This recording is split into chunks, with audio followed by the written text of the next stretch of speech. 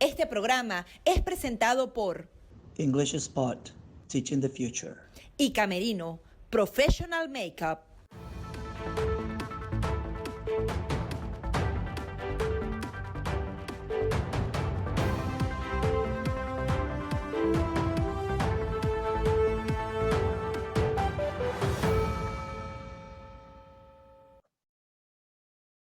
Bienvenidos una vez más a su programa Perspectivas. Les saluda Gaby Peroso. En medio del diálogo que se desarrolla durante los últimos meses en México, ha surgido una palabra que los venezolanos no entienden bien hasta dónde podría llegar. Y se trata justamente de la reinstitucionalización de Venezuela. ¿A qué se refieren cuando hablan de este punto? Es por eso que hemos invitado a Alejandro Rebolledo. Él es abogado, él es consultor, adicionalmente un experto en el tema de delincuencia organizada y también es director del Instituto de Altos Estudios de Derecho, para profundizar sobre este tema y otras aristas distintas sobre lo que actualmente pasa en Venezuela. Muchísimas gracias, doctor, por acompañarnos. Muchas gracias a ti, Gabriela. Queríamos justamente en primer lugar entender a qué se refieren cuando utilizan este término, porque podría tener una incidencia directa en los ciudadanos, pero lo escuchamos como algo lejano, ajeno a lo que es la realidad del día a día del venezolano. ¿Qué se buscaría con esto y qué lograrían los venezolanos de a pie? Bueno, Gabriela, fíjate, el problema, digamos, más grave que tiene Venezuela es precisamente la justicia. Existe una impunidad total en relación a muchísimos hechos que, de hecho, hay investigaciones dentro de la Corte Penal Internacional basado en lo que la carencia de justicia o de poder llevar hacia procesos a aquellos que son responsables de muchos delitos en Venezuela. Cuando baja la evaluación de la institución, de las instituciones en Venezuela, la institución peor evaluada es el Tribunal Supremo de Justicia, es la evaluación del sistema de justicia. Cuando baja la evaluación de lo que es el Estado de Derecho, el país con peor Estado de Derecho es Venezuela. Por lo tanto, para que pueda existir una garantía de lo que se pueda definir en México, tiene que existir un garante capaz de cumplir con eso. Coméntenos a qué se refiere con un garante, es decir, que haya alguien que le ponga la cascabel al gato, que haga que este fue el acuerdo que se alcanzó en México y luego ese acuerdo efectivamente lleve a un resultado y tenga resultados prácticos, porque esa es una de las grandes dudas que tienen los venezolanos. Ellos pueden firmar mucho en este diálogo, sin embargo, quizás el régimen de Maduro cumple a conveniencia. Bueno, la comunidad internacional sentó tanto al gobierno de Maduro como a la oposición. Eso tenemos que empezar por ahí. Ellos se sentaron en función de que la comunidad internacional dijo que la única posibilidad que existía para seguir apoyando, digamos, la posibilidad de una salida en Venezuela era que existiera una negociación.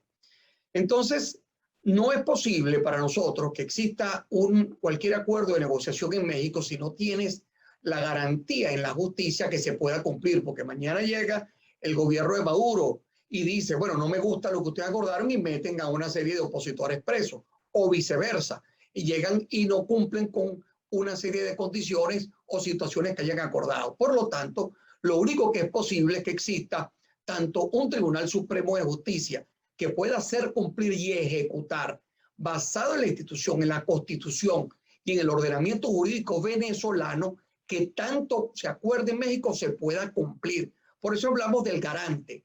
Tiene que existir ese garante ahí.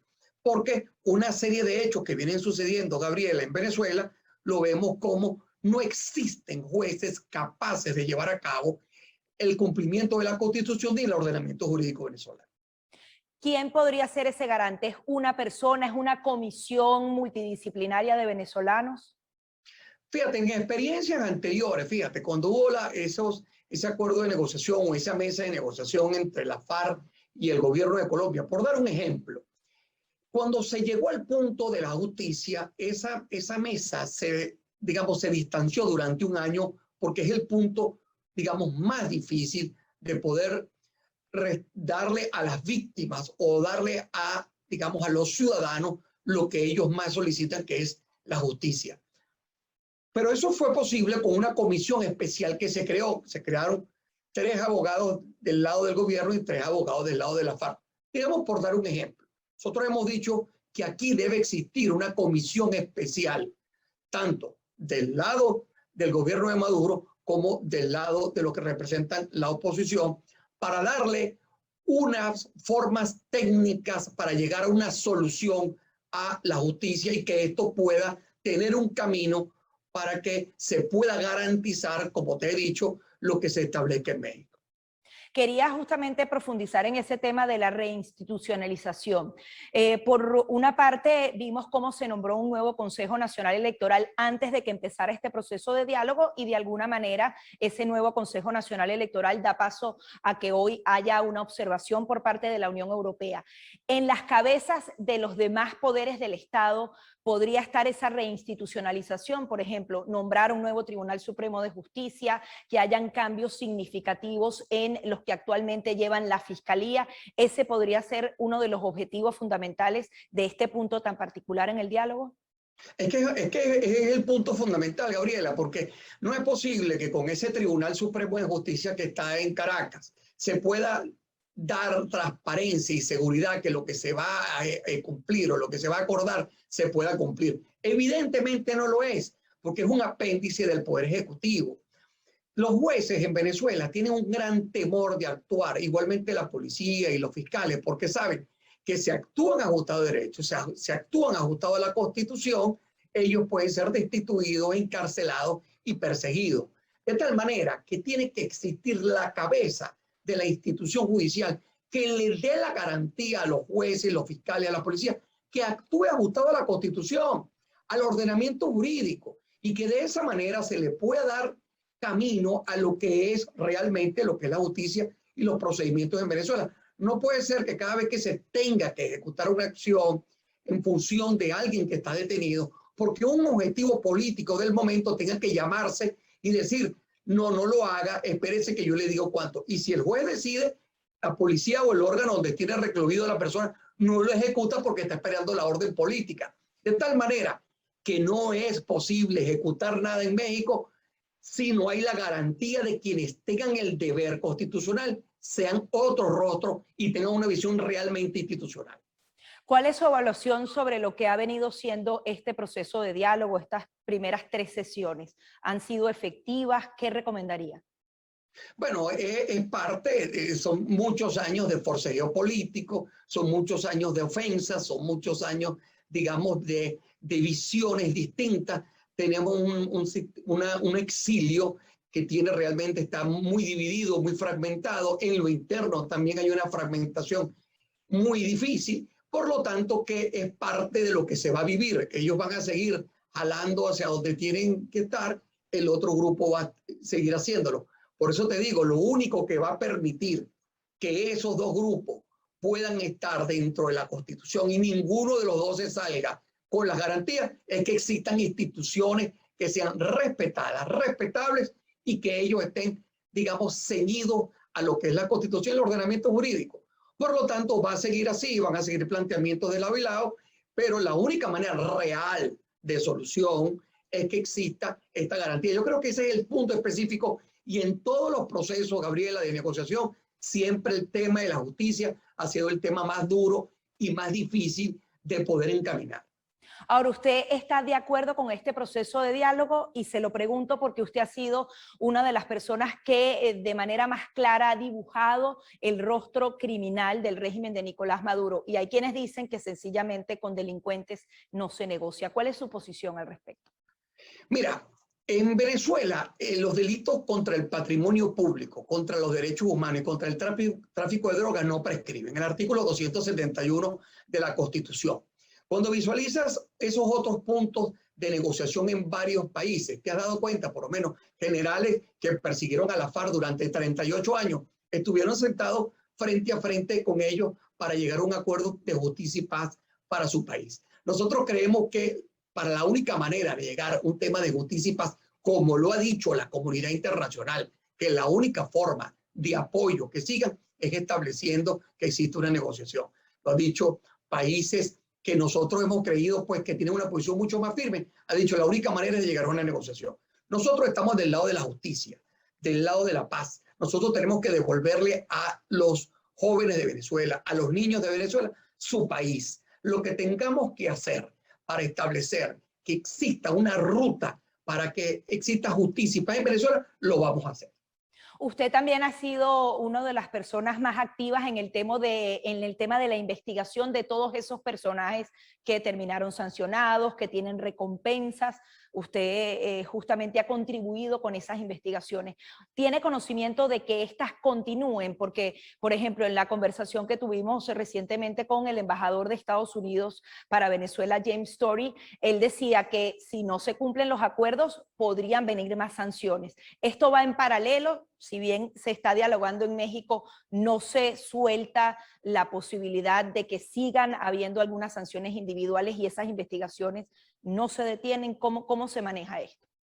Mira, Gabriela, en la primera fase, los delitos contra la delincuencia organizada es ofrecerle a quien está investigado y acusado que coopere.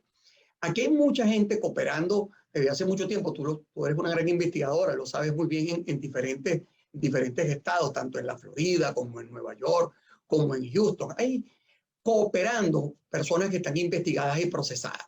Es muy difícil que cuando hay una red en el tema del tráfico de drogas o en el lavado de dinero, tú puedas voltear una situación de ese tipo porque la cooperación de parte de quien está investigado y está acusado sigue con respecto a ello. Como te he dicho, en Venezuela no prescriben ninguno de esos delitos.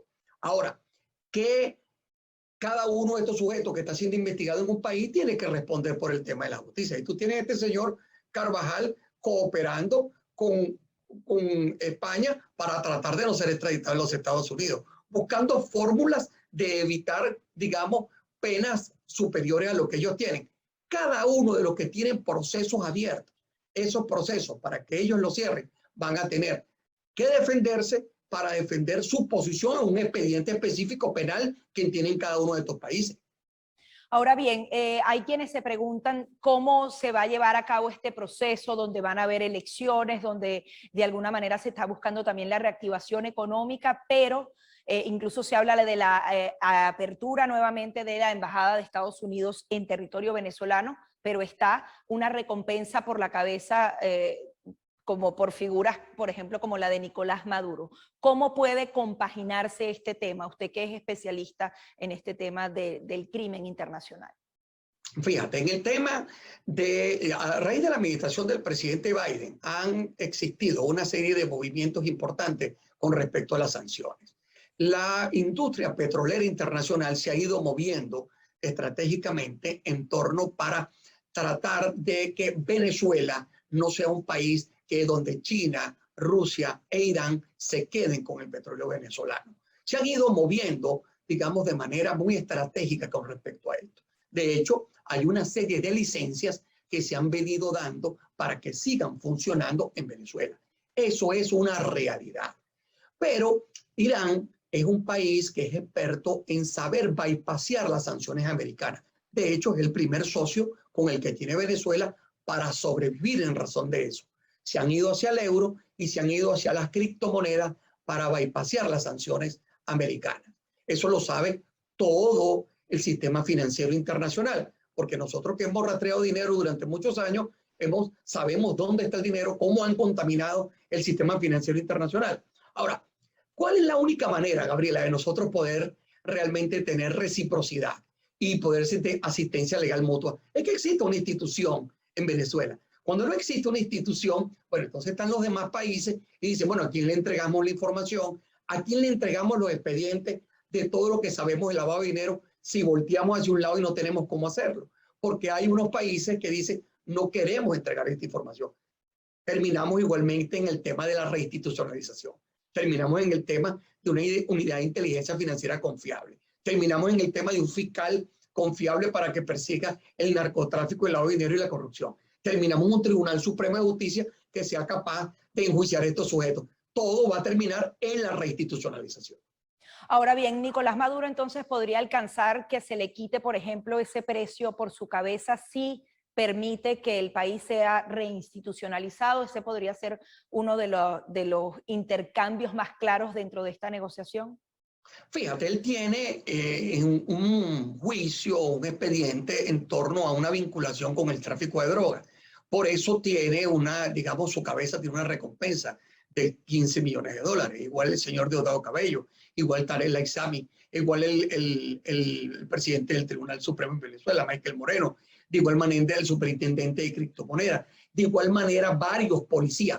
Pero déjame decirte, Gabriela, esas son las recompensas, digamos, como el tops que conocemos. Pero de ahí hacia abajo, Gabriela, hay otras recompensas que nadie sabe por informaciones que se den con respecto a unos sujetos. Así se maneja el sistema financiero americano, que tienen otros niveles de recompensa y tienen otros montos. Esa relación del señor Maduro con la justicia americana tendrá que resolverlo él con la justicia americana, porque es un expediente criminal y no tiene nada que ver, digamos, con un tema político, sino una negociación, un juicio, un expediente que tiene que ver con el sistema de justicia, donde sí existe independencia de poderes. Sí, precisamente hablando de recompensas está el tema del Pollo Carvajal. No sé si tiene algún tipo de información al respecto de cómo se logra esta captura y adicionalmente también que nos hable un poco sobre este proceso de extradición que nuevamente se alarga y nos obliga a compararlo con el tema de Alex Saab.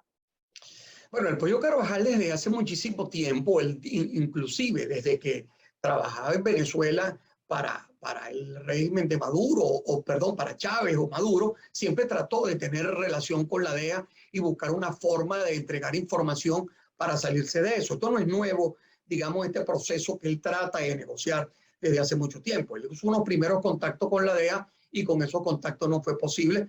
Después de eso, cuando vieron que él estaba tratando de tener vinculaciones, Chávez lo nombra en un cargo como viceministro, después lo nombra en Aruba. O sea, él siempre trató de buscar fórmulas de entregar información.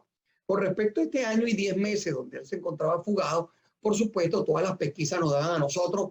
Yo creo que hablamos nosotros en una oportunidad. Yo decía que estaba entre España y Francia, estaba en ese proceso que no se movía, trataba de buscar fórmulas. Detrás de esto hay que ver quién financiaba al señor Carvajal durante todos esos meses, quién pagaba ese apartamento, cómo comía, cómo se alimentaba. Acuérdate que a raíz de todo lo que se hizo en los procesos del 11 de septiembre, aquí en los Estados Unidos, se descubrieron que las ONG ayudaban a financiar el terrorismo, que hay que ver lo interesante de esto y quién estaba detrás de él y quiénes financiaba todo ese proceso mientras él se mantuvo. Él está tratando, por supuesto, en el año 2019, el Ministerio de Interior en España le negó el asilo. Eso es público y notorio. Ellos, los abogados, van a apelar, van a buscar una forma en todas las instancias administrativas y constitucionales para pelear el asilo de él y, por supuesto, él paralelamente está negociando unas informaciones para que sea procesado por delitos en España y evitar ser extraditado, que es el gran, por supuesto, temor de todos. Ahora, doctor Rebolledo, ¿usted cree que él realmente tiene pruebas, información valiosa para España que evite que sea extraditado?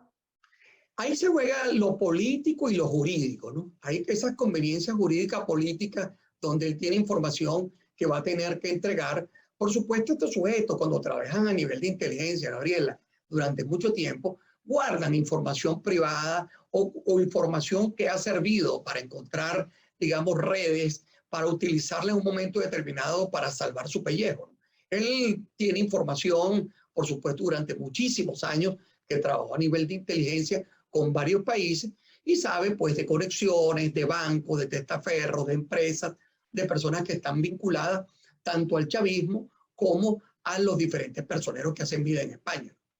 Con respecto a la información que maneja Alex Saab, se dice que va más allá del tema del régimen de Nicolás Maduro, que incluso Estados Unidos está interesado particularmente en él porque también hay otras conexiones con el tema de Irán, de Rusia, que podrían también llevar al crimen internacional. ¿Usted cree que esto es así, que él maneja ese tipo de información?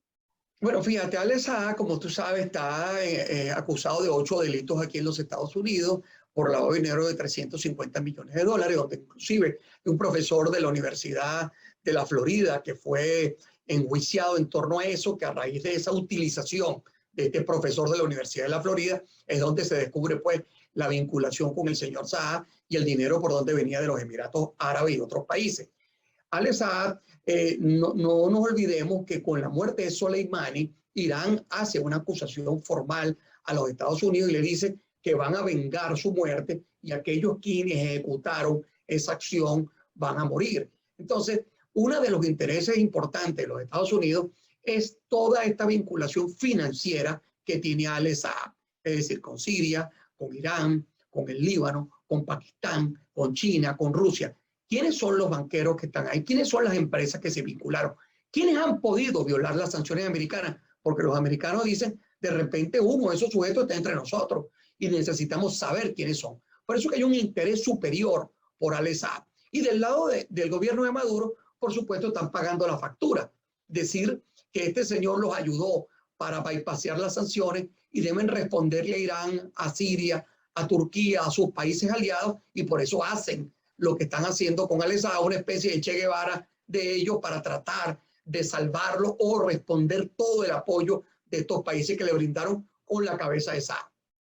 Doctor Rebolledo, quería también aprovechar la oportunidad de analizar junto a usted esta supuesta burbuja económica que se está dando en Venezuela. Bodegones que son como grandes supermercados de lujos que tienen hasta sensores en puntos específicos de la ciudad capital, que lleguen productos importados de todo tipo. ¿Esto tiene relación directa con el lavado de dinero? ¿Realmente hay una recuperación económica? ¿Qué se busca con estas pequeñas burbujas económicas en Venezuela y el peligro que eso puede representar para que ese dinero sucio siga circulando a través de Venezuela? Gabriel, en Venezuela hay varias Venezuelas. Una Venezuela, la que vemos, fíjate, por ejemplo, vemos esa Venezuela política que está en todos esos estados tratando de participar en unas elecciones para concejales, diputados del Consejo Legislativo, alcaldes, gobernadores. Entonces, tú cuando volteas a ver eso y dices, bueno, pero esta no es esa Venezuela que nosotros nos pareciera que está en un deterioro tan grande.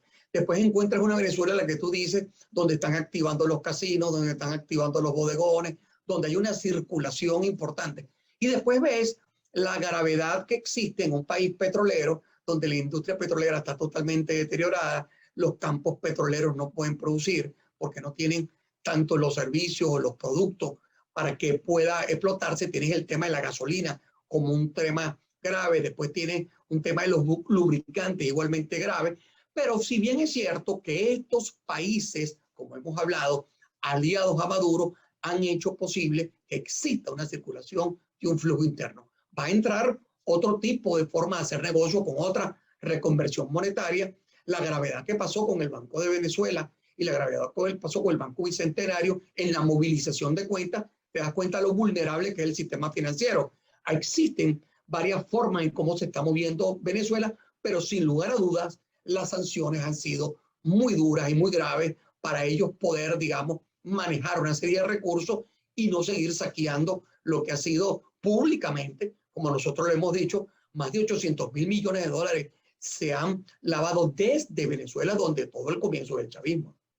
¿Usted cree que va a haber una relación directa entre ese lavado de dinero y esa reactivación económica? O sea, el interés por volver a invertir en Venezuela podría estar relacionado a ese punto.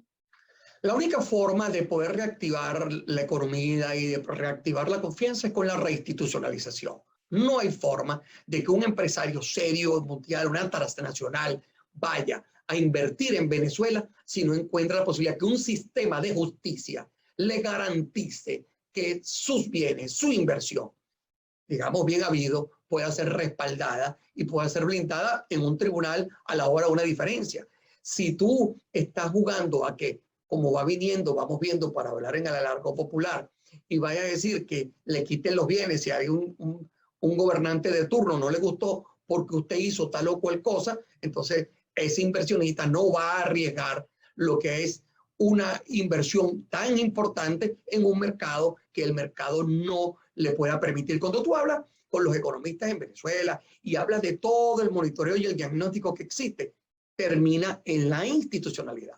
Te dice que hay muchísimos venezolanos capaces de ejecutar, pero no lo hacen porque no tienen la oportunidad y no tienen una institución que pueda respaldar y garantizar que lo que ellos van a hacer puede ser realmente blindado constitucionalmente por el ordenamiento jurídico venezolano.